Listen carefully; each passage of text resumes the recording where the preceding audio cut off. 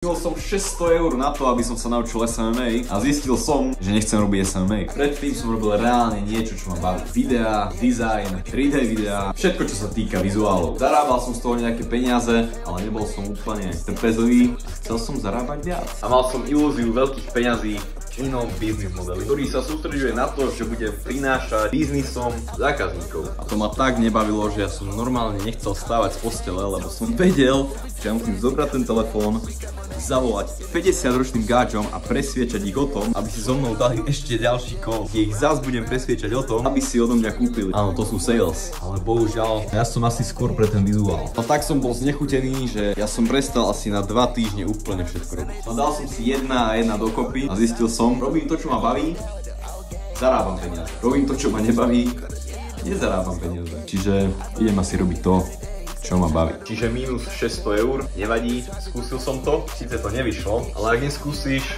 tak nevieš, jak sa hovorí.